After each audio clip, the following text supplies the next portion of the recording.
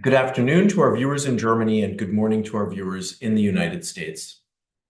Hello, I'm Steve Sokol, and I'm the president of the American Council on Germany. I'd like to thank you for joining us for today's discussion. In the coalition agreement that has been drafted by the Christian Democrats and the Social Democrats, the incoming German government has pledged to increase defense spending and enhance national security readiness. This focus on defense comes at a time of mounting geopolitical tension and increasing uncertainty around the transatlantic alliance, especially as the prospect of a diminished U.S. nuclear presence in Europe raises urgent questions about the future of the continent's security architecture. To talk about the future of nuclear deterrence in Europe and the evolving security landscape, we're joined by security expert Dr. Karl-Heinz Kamp. He's currently an associate fellow at the German Council on Foreign Relations Center for Order and Governance in Eastern Europe, Russia, and Central Asia, and has been a friend and a guest of the American Council on Germany for many, many years. Karl-Heinz, it's wonderful to see you again. Herzlich willkommen, and thank you for joining us today. Thank you for having me. So for decades, of course, Germany has been under the protection of the U.S. nuclear umbrella, and there are now growing doubts about the reliability of Washington's extended deterrence commitments. And the new government in Berlin seems to really find itself at an important strategic juncture. From what we've seen so far, it looks as if the incoming German government is seriously rethinking its nuclear defense policy, and you actually recently published a piece that asks the question of what might happen next, particularly if that nuclear umbrella closes. So why don't you sort of set the stage for us for our conversation, and then we'll have a common jumping off point for an exchange between you and I. But as always, of course, our viewers are invited to submit questions using the Q&A function. With that, Karl-Heinz, over to you. Thank you very much. Thanks for having me. And I will not bother you more than 8 or 9 minutes with a short kickoff. I think we can skip lengthy introductions on how the Trump administration destroys transatlantic relations, not at least by citing Russia and blaming Ukraine for having attacked Russia. I think this was the red line for most of the Europeans. So let me jump directly into the what if question. What if the US closes the nuclear umbrella over its allies in Europe in the framework of NATO? And I think 3 very simple questions come up. The first one is, how likely is it that this happens? Second, what should Germany not do in such a case? And third, of course, what should Germany and what should Europe do instead if this happens?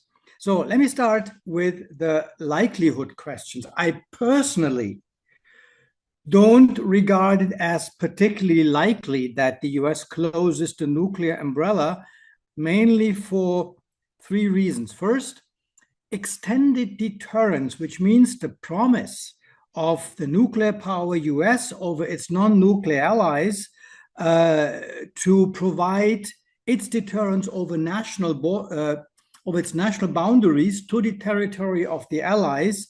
This was always a means of non-proliferation, which means a means of that those countries who are under the nuclear umbrella of the US have or don't need or would not need to develop their own nuclear capacities. And that was always in the interest of the US to keep the number of nuclear countries in the world as small as possible. So in turn, should the nuclear umbrella get perforated or removed by whatever means, then countries like South Korea, Japan, maybe Poland, might consider going nuclear, and this would certainly harm US national interests. Second point why I personally don't believe that this is going to happen is that since a couple of years, the US also in the first term of Donald Trump does the opposite of weakening the umbrella. Instead, it strengthens the nuclear umbrella. The US nuclear bombs deployed in Europe get modernized as we speak. Most European, or all European allies, or all those European allies who have nuclear weapons on their soil bought the F-35 aircraft for nuclear missions. The US is even preparing the restationing of nuclear bombs in the United Kingdom, where they have been removed almost 2 decades ago. So actually the opposite is happening from closing the nuclear umbrella. And the third point is that we have to ask ourselves, what does it mean, close the nuclear umbrella? How should it work? I mean, you can withdraw military forces from Europe, but deterrence is something, it's a political concept, which is there and which is provided by the US nuclear capacities wherever they are stationed. So it is not that easy to close an umbrella over the allies. But since, as we know, since hope is not a strategy, and since Trump is not famous for considering the negative consequences of his actions, let's assume for a second that this nuclear umbrella disappears in which form ever. And this leads to the second question, what Germany will definitely not do. Germany will not develop its own nuclear weapons. This is a topic brought up by some journalists and some academics since a number of years. Is a little bit like the monster of Loch Ness, which comes back every 3 or 4 years. This is nice for talk shows and for headlines, but Germany has legally and officially renounced the to possess nuclear weapons. We did it in the Non-Proliferation Treaty, and we did it even stronger in the 2+4 Treaty on German unification. And there is no serious political voice in Germany that wants to change this, not even at the extremes of our political spectrum. Usually, no political idea is crazy enough that not anyone picks it up, but this is something which is picked up by no one, leaving alone the tremendous cost of such a project, if you would imagine, and also the disastrous political signal that would go to our neighbors and allies. So this is a non-issue, regardless what pops up from time to time in the headlines. There's no one in Germany who wants to do this. Third point: what should we do instead? What should Germany do instead? What should the Europeans do instead? First, of course, the withdrawal of extended deterrence by the US would be a disaster. It would be a disaster because it could or would most likely endanger the entire existence of NATO. Still, we should realize that even in this extreme case, Europe would not be, and when I mean Europe, I'm not talking about the EU. I'm talking about the European pillar of NATO, because this consists important countries like the UK or Norway. So even in this extreme case, European pillar of NATO, would not be without nuclear deterrence. We have 2 nuclear powers in Europe, France and the UK, which always contributed to NATO's overall deterrence by, as you find it in all NATO documents, saying that these 2 countries present or confront any aggressor with 2 independent centers of decision making. And this means any aggressor would not only have to assess what the US would do in case of an attack, but also what Paris or London might do. Both countries dispose of around 500 nuclear weapons, and this is not trivial. This is a hell of a lot of weapons. Now, some people ask, or often the question comes up, yes, but what can you do with 500 nuclear weapons vis-a-vis, let's say, around around 6,000 weapons on the Russian side. Yes, it's a fair point. However, deterrence is not mathematics. Deterrence is a political concept that happens first and foremost in the mind of the opponent, which means, could Putin, provided he intends to attack Poland tomorrow, could he really exclude that neither Paris nor London would escalate with nuclear weapons? If he miscalculates, the damage for Russia would be disastrous. And this is the entire logic and this entire ambiguity of nuclear deterrence. You never know. But also the attacker never knows. And that's so far any attacker did not attack. Does this mean that the closing of the US nuclear umbrella could be easily compensated? Of course not. The US nuclear umbrella is for us Europeans the highest level of nuclear deterrence. However, my point is that even without it, we would not be completely naked. There are two measures, though, how we can make this European deterrence, this deterrence provided by the two nations, independent nations, by the way, how we could make it more credible with respect to any aggressor, and in that sense, with respect to Russia.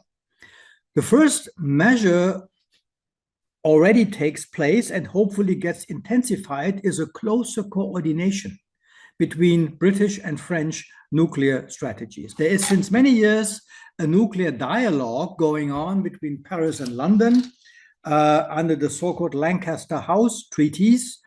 Was a little bit interrupted for a couple of years in the aftermath of the Brexit struggle we had in Europe, but now it is taken up again. This nuclear dialogue of two independent nuclear powers was so far technical and rather generic. If both countries would intensify this and would it extend it to such sensitive questions like nuclear doctrines, or targeting, which requires that you let the other side peep in your backyard, which so far both did not want to, but they might change, then you would strengthen deterrence, because you would send a clear signal of deterrence, a common signal of deterrence to Russia, without, by the way, giving up their autonomy. So France was always keen on having its autonomous nuclear capacities. The British is close to the US, also in technical terms, but still it is its own decision-making body. The second measure that would be necessary, and which is going to happen now, also with support of the new German government, is that we would need a dialogue in Europe between nuclear states, UK and France, and non-nuclear allies, whoever wants to do this, like we have it in NATO with the nuclear planning group, where also the US, as the key provider of deterrence, sits together with its non-nuclear allies to inform them, not to let them decide on nuclear weapons, but to inform them and keep them posted on what's going on. And such a European dialogue should happen, and it will happen, maybe even without the United States. This is not like in the nuclear planning group. The idea would not be to gain any influence on the French or British decision making on nuclear weapons, but it would send a signal of coherence and resolve to Russia. Macron has proposed this dialogue. It was proposed for many, many years. Germany always rejected it for, at that time, good reasons. But now, since times have changed significantly, Chancellor Merz has accepted this idea. And the idea is to invite all other European non-nuclear countries who feel interested in. Can be Poland, can be Italy, can be what have you, Spain, Czech Republic, who knows? And this is going to happen. Yes, there are still many question marks on this. What about France's skepticism with regard to the idea of extended deterrence? What is with London's close ties, also technical ties to the United States, and so on. And of course, I would prefer that the current system of extended deterrence with the US nuclear umbrella would stay and would remain. That would be the preferred option, just to be prepared for the case that should Atlantic alliance further erode, that we Europeans have now a unity, which I didn't expect actually to happen, maybe except Hungary, in these questions. And I think neither Putin nor Trump should underestimate this European unity. It is not more and not less. And on that happy note, thank you very much for your patience.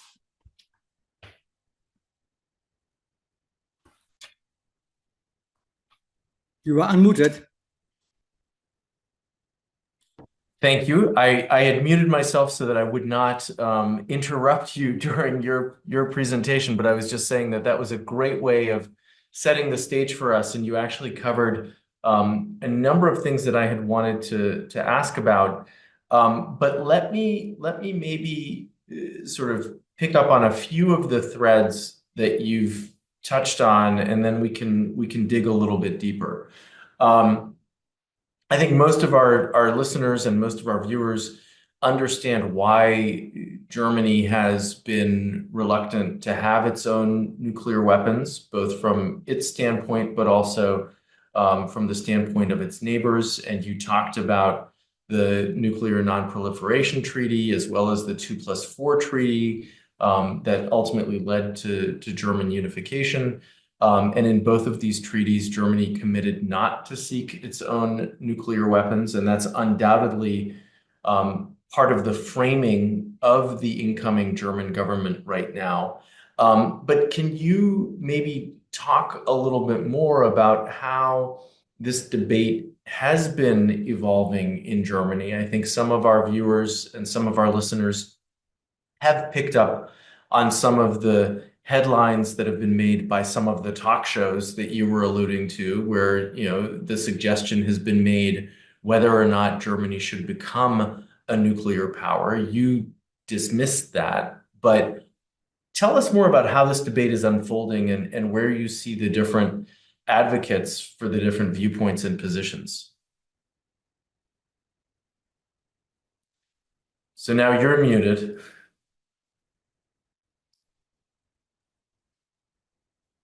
I was so excited in answering that I forgot to unmute myself. For many years, decades actually, we didn't have any nuclear debate in Germany at all. It was always an experts issue. Actually, the first time it came up in the first Trump administration, 2017, when there were also concerns about what if the US does this and that. And initially, the first reflex, as I said, except some, basically you can name them. These are 2-3 academics and 1 or 2 journalists, and this is it. But the first discussion we had, or the first reflex that came up, is the EU can do it. If the US is out, the European Union can do this. And then the people realized, oh my goodness, the EU cannot, because it doesn't have a government. It doesn't have statehood. You need a decision-making person, a president, a chancellor, how do you call them? The use of nuclear weapons is not something you can decide in an 8-hour night session in Brussels. And then actually it became even funny, and it showed in an embarrassing way how low the nuclear IQ, so to speak, in Germany has become. In the post-Cold War period, we had a very famous historian, who seriously proposed that if we don't have a government in the EU, and he was sticking to this EU solution, that the red button, I mean, the entire image alone is a little bit weird, that the red button should be transferred from capital to capital. Okay, so everyone would get it from time to time. I don't want to see Mr. Orban sitting at any red button. So it was just a weird debate. And then this debate more or less disappeared. And then, of course, there was always the discussion, also since many years, France can do it. Mm-hmm. If not the EU, but in the EU, we have France, and France could do it. The problem there is that so far, France always rejected the idea of extended nuclear deterrence. Mm-hmm. France says, and it has a good point by saying this is not credible. Okay, no country will ever take the risk of nuclear retaliation for another country. So if France is not accepting the idea of extended nuclear deterrence, which has a credibility problem, it can by definition not replace the US. Mm-hmm. So now we are, apparently there are changes in Paris. Macron made some statements which are different from the old Gaullist positions, which I was just referring to. La nucléaire ne se partage pas. You cannot divide the nuclear. So that's why I said, let's see. Let's enter in a dialogue with France, the UK, and let's see what's possible and what's not possible. Mm-hmm. And so you feel very confident that the new government, from some of the things that Friedrich Merz has been saying, will be interested in engaging in that dialogue with Paris and with London, and be a supporter of this idea. Yes, because we have one fundamental change. As I said, this French offers to have a nuclear, let's call it dialogue, particularly with Germany, goes back to the early 1990s. Mm-hmm. Basically under Mitterrand and under Chirac, these offers were often made to Helmut Kohl, to Chancellor Merkel, but they always rejected it because there was the concern that this has an anti-American touch. Mm-hmm. The French want to, or the idea that France could present itself as an alternative to the US, and this could harm the transatlantic security relations. Mm-hmm. Now we have a different situation, which means the US, or at least the Trump administration, moves itself out of the transatlantic relationship business. So Merz has very clearly said that he's happy to accept this invitation. As I said, we are very much at the beginning, and we are a non-nuclear country. So the question would also be, what can we offer? Yeah. In NATO, for instance, the non-nuclear countries offer support for the US in nuclear operations with conventional measures. Germany could offer financial aid by saying we could contribute to any common effort. Once again, not common decision-making, but a coherent European message to send to Russia. Mm-hmm. Mm-hmm. There's a question that just came in, since we've been talking a little bit about the capability and capacity of the United Kingdom and France. One of our viewers asks, what about this distinction between strategic and tactical, the distinction between strategic and tactical nuclear weapons? The UK and France both seem to only have strategic weapons and would not necessarily be able to respond to a tactical strike by Putin. Well, first, France also has, tactical. First, the distinction between strategic and tactical is something which we in the West, in NATO, don't do anymore since ages. For us, any nuclear use would be such a qualitative change of a conflict, never happened before, that it would be strategic by definition. Mm-hmm. Of course, you are right. You have different ranges of nuclear weapons, and you have different strength to whether you either want to basically erase an entire city or just want to have a small detonation. All this exists, and France has this as well. France has a number of his nuclear cruise missiles are deployed or can be deployed on aircraft to be launched from an aircraft carrier. So there are things in between. Mm-hmm. For me, this question is no longer relevant. It is some relevant, but the the step to use nuclear weapons in a conflict, either by the US in protection of Europe, either by the US in protecting themselves, either by France for the Germans or for themselves, is so huge that the question of whether you use a big one or a small one is not completely trivial, but is secondary. Mm-hmm. So the deterrence message that goes to Russia, we can inflict to you unacceptable damage. Mm-hmm. In the one way or the other, so don't even think about of attacking us, works all the same. Whether it's more credible with tactical or strategic, I don't know, and I don't want to find out, honestly. Yeah. What is important is that both capacities, the British and the French, are survivable, which means they cannot be decapitated. So you have always the chance to retaliate even after an overall attack. And now we are really in the range of nuclear theology, what happens if this and that. But I think overall, the question of survivability is much more important than the question of tactical, strategic. Of course, you can always say more is better. Mm-hmm. This is why we ended up with about 70,000 nuclear weapons in the Cold War on both sides, because we wanted to have for every contingency the right tailor-made nuclear weapon. But it brought us to a point where we said, my goodness, that doesn't make that much sense anymore. Yeah. Yeah. One of the things that you were talking a little bit about, of course, is related to changes in politics, right? We've seen leadership changes across Europe, and the Merz-led government might be more open to things than the previously led social democratic government. Obviously, the circumstances, the environment is constantly evolving and constantly changing.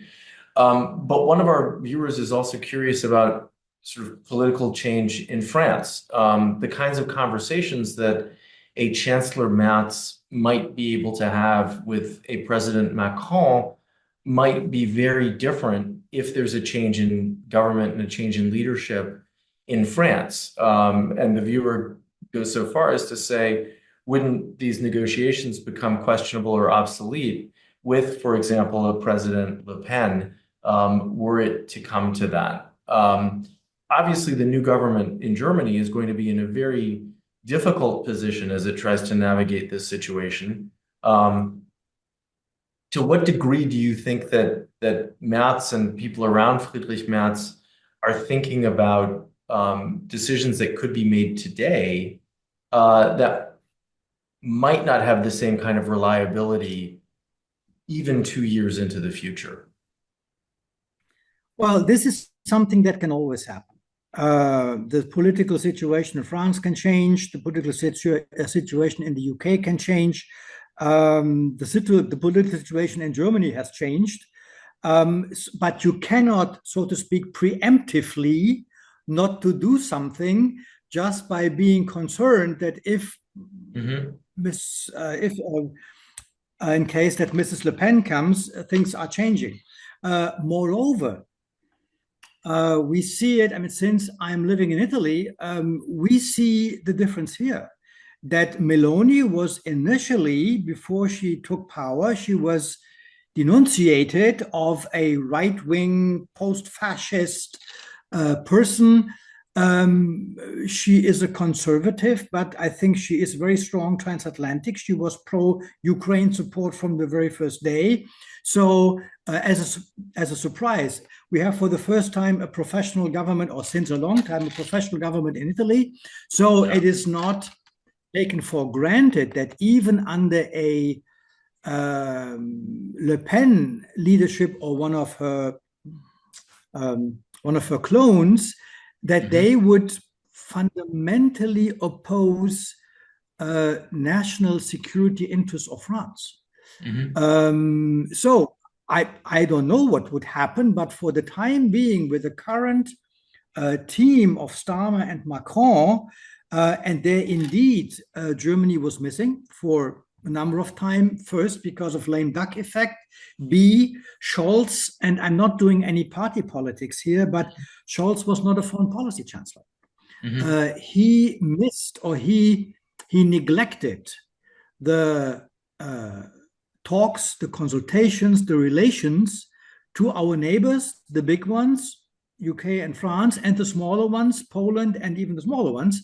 So I think there, Merz is much more in the Kohl-Merkel tradition of whatever the big ones do, whoever the big ones is, make sure that the smaller ones are involved, because otherwise you will blow up the entire thing. So, as I said, political change, we can have a political change in 2 years in the US again, depending on how the midterms go. So this is something we always have to keep in mind. Yeah, I mean, I think you're absolutely right in pointing that out, that one has to sort of figure out ways of navigating that uncertainty, because we just don't know what will be happening next. In your opening comments, you raised a couple of what if questions to set the stage, and another one of our viewers has maybe raised a different what if question, and writes, in this new era, what if Germany or Europe actually demanded that the US remove its nuclear forces from Europe? Do you think that that's a scenario, or do you think that that's unlikely? Well, we had in 2009 a German foreign minister, Westerwelle, who requested exactly this.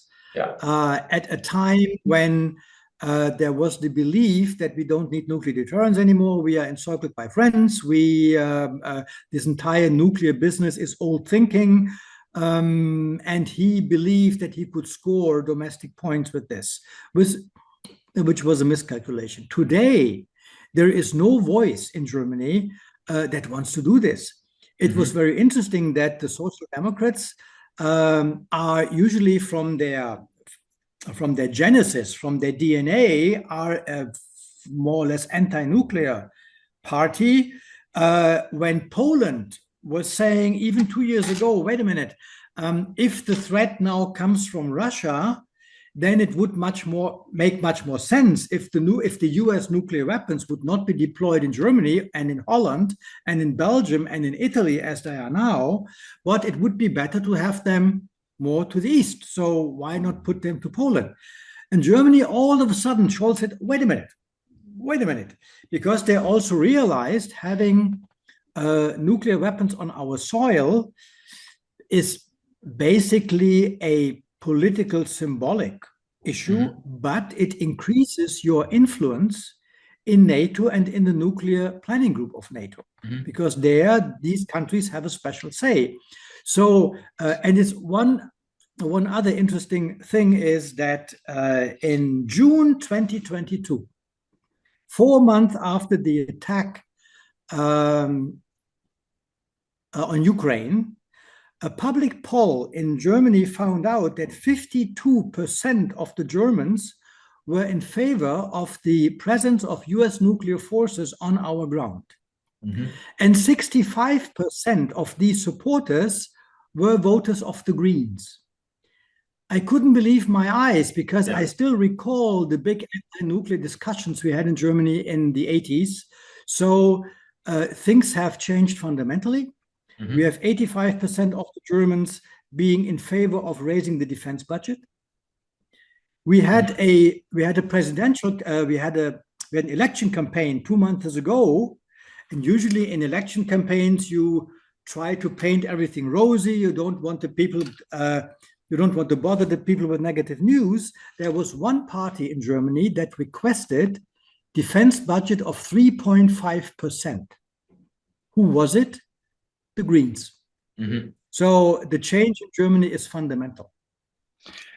I mean, let's drill down on that a little bit. I mean, I think that the war in Ukraine was obviously a catalyst for this sort of changing mindset in the public, and that's reflected in the government as well. Fast forward to today and concerns about the US sort of pulling back in terms of its defense of Europe, whether nuclear or conventional.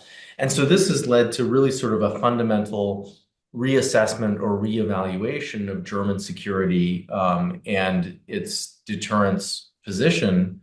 And we're seeing that, of course, in documents like the coalition agreement, but also in some of the things that we're hearing from the incoming German government. And I guess, one of the questions that I would have related to that, we've seen a huge commitment by the German government to increase defense spending. Obviously, F-35s are one of the line items when it comes to some of the defense spending. Do you think that those contracts are called into question, or do you think that's another way of tying the United States in at this critical time? Well, first, I forgot to mention one point, by the way, and this is that already under the Scholz government, 1.5 years ago, there was a German-British defense agreement, cooperation agreement, which explicitly includes the dialogue about nuclear questions. So this is happening since a while, even before the Trump thing. But what we have now is indeed a Zeitenwende 2.0. And it was the Merz whatever it takes moment where he quoted Draghi of the EU crisis, whatever it takes. And that was necessary. And that was a strong signal also to Russia.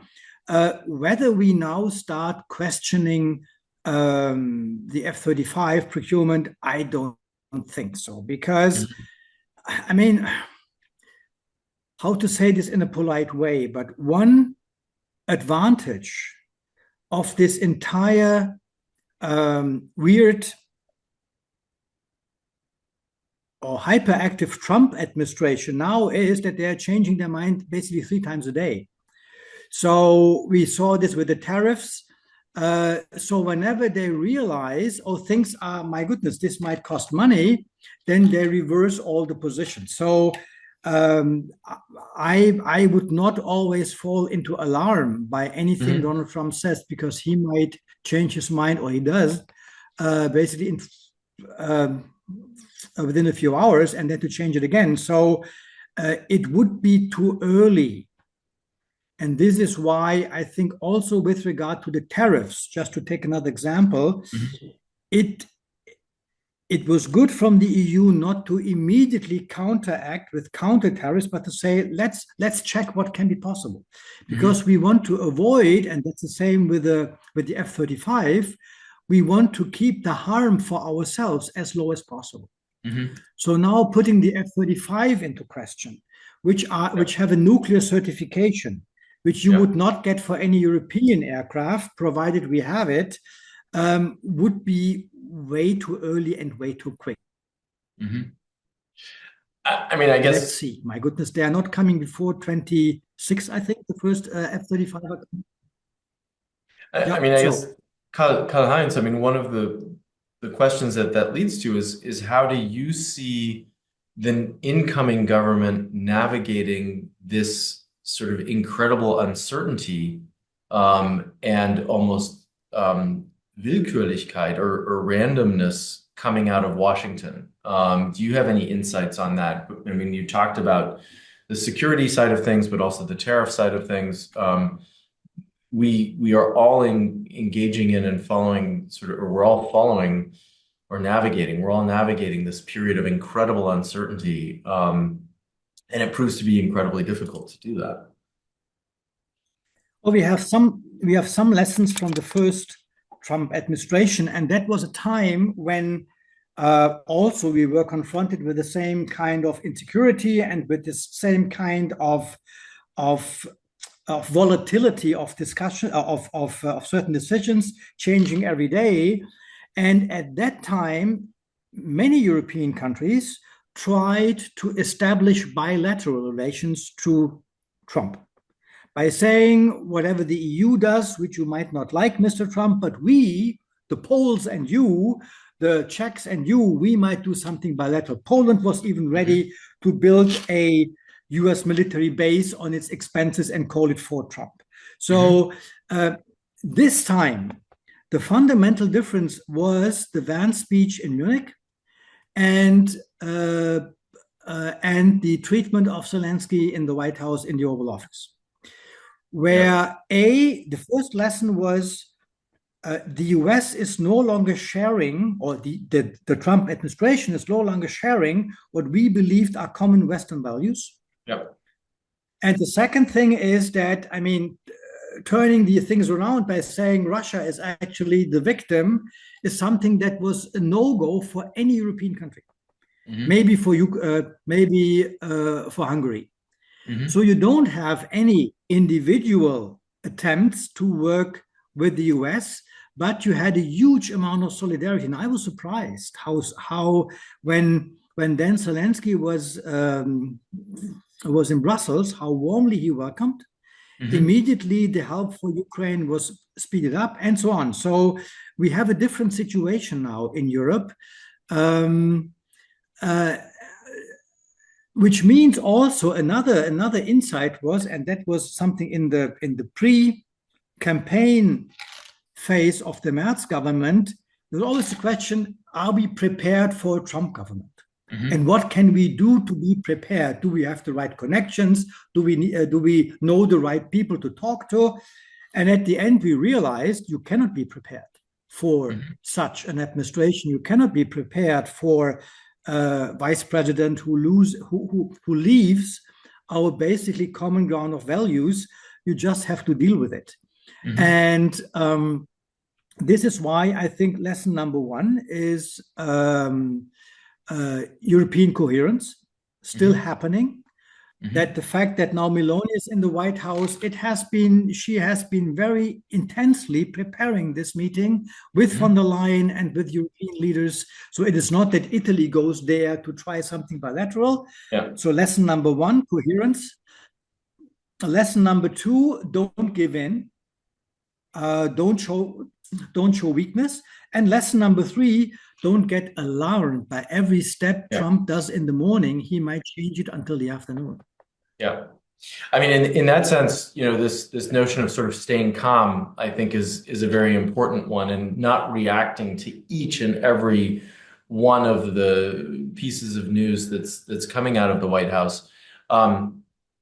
Earlier, and in your article, you said that the withdrawal of extended deterrence would be a disaster, but you also said that you don't think it's that likely that the United States will close its nuclear umbrella. And in the article that I referred to, you wrote the following: regardless of Donald Trump's threats and frustration over the willingness of European members of NATO to pay and supposedly ungrateful Ukrainians, it is unlikely that the US president would withdraw the American nuclear umbrella from Europe.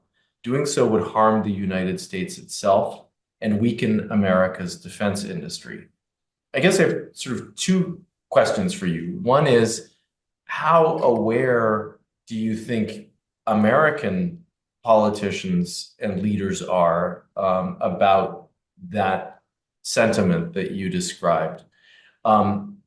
You've talked, and I guess the other question is, you've talked a little bit about Europeans taking this threat seriously and planning for the worst. To what degree do you think Europeans should be really worried that this might actually happen? Well, first, the reason why one other reason why I'm confident that the US is not withdrawing nuclear deterrence, because to deter China and Russia is a precondition for US superpower status. So it is in their own interest. Whether Donald Trump understands this, I don't know, but 90% of the US security community understands it, and maybe some people in his entourage understand it as well. So I think this is something which is in the system. If I would be Donald Trump, as megalomaniac as he is, I would say, look, I achieved what I wanted. The Germans, who never did anything, in parentheses, he's right, now come up with 400 billion plus for defense. plus 500 billion for infrastructure. So Yeah. I apparently frightened them to hell, and they are now doing something. Yeah. I think and once again, okay, I survived 4 years of the German defense ministry. This makes me always optimistic, but from every crisis, some positive elements come. And now some European countries are spending more. We in Germany know, and Merz knows in the long run, that he cannot do this only through a higher debt. We have to reprioritize our defense spending. The UK is doing this by cutting social expenditures. Many countries in Europe don't do it yet by saying cutting social expenditures is something our voters will not accept. I don't buy this point, simply because there is an interesting figure. Europe stands for 9.3% of the global population. And the same Europe spends almost 60% of global social expenditures. So there must be some flexibility to cut somewhere.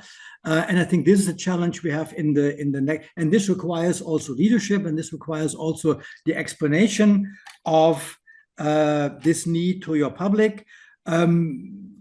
Whether we completely have to break with the US defense industry, no, we don't. Yeah. Particularly since we are so intertwined in many aspects that it doesn't go anyway. But we could do things differently. We could buy drones from Ukraine, which has an excellent drone capacity, and we would do two things. We would support A, Ukraine, and we would get B, excellent drones. So there are means of spending our money for defense wisely, and not buying everything from the US. Related to this, one of our viewers just submitted a question asking why European defense capabilities and defense readiness are not more robust, and goes on to say, where do Europe's defense capabilities lag the most, especially those that would impact European strategic autonomy? Well, first, I mean, European strategic autonomy is something which was always a chimera. Even France, who was always promoting this, never spent enough money necessary for this autonomy. France wasn't even able to do the Mali operation without US support, military support. Yeah. So this is something that's not going to happen anytime soon. What is lacking in Europe? Everything. Why? Simply because, and this is not, it is partly because we underestimated, and this is now, I mean, with the blessing of hindsight, you are always smarter, but there was no perception of a military threat in Europe. Russia was regarded as a partner officially in NATO until 2014. We had, all European countries had optimized their forces for crisis management operations. I mean, the German Bundeswehr, which is always blamed for not being efficient, we were the second largest troop contributor in Afghanistan after the US. But this is a very specific operation where you don't need heavy tanks, you need mobility, and we neglected, we cut all the things which we had before for territorial defense, air defense capacities, tanks, and God knows what, not talking about drones and everything. So we stripped our capacities. Then, by the way, since 22, most European countries, particularly Germany, who is also the second largest provider of support for Ukraine, we gave a huge amount of military capacities, weapons, to Ukraine. So if you ask what is lacking, everything. Everything is lacking. We have to build a brigade in Lithuania, and we still don't have the sufficient weaponry. So basically, this is why the 400 billion, people were saying, well, you will not be able to spend this quick enough, and we don't have the industry. Yes, we have. And we know what we need to spend. We have to, it has to start with the individual supply of the soldiers, night goggles, weapons, up to the big, high night things like air defense, like tanks, and what have you. And it was, Uh, by the way, it was a deliberate decision. This is why this is an important point. We can skip in Germany the party policy bashing. It's your fault because all parties in the past politically supported this, not spending anything for defense because it is convenient. And yeah. you better win elections by spending on the social than spending it for defense. Yeah. Well, and so I guess related to that, and the huge amount of money that now has been earmarked for defense, coming on the heels of the 100 billion special fund in Olaf Scholz Zeitenwende. I guess the question sort of that remains for me as we start to wrap up here and look at the future is, what do you see as sort of the best case scenario for Germany moving forward, and what's the worst case scenario if the United States, if the Trump administration really starts to apply pressure and make noises about reducing its military footprint in Germany and reducing or even withdrawing its nuclear forces from Europe? First, I think we have to be aware that the US, under which president ever, will reduce its physical military capacity in Europe because, I mean, also your forces are overstretched. And particularly with the US perception of having China as the major threat, right? You're wrongly, it's not upon us to decide. It's perfectly understandable that the US focuses there.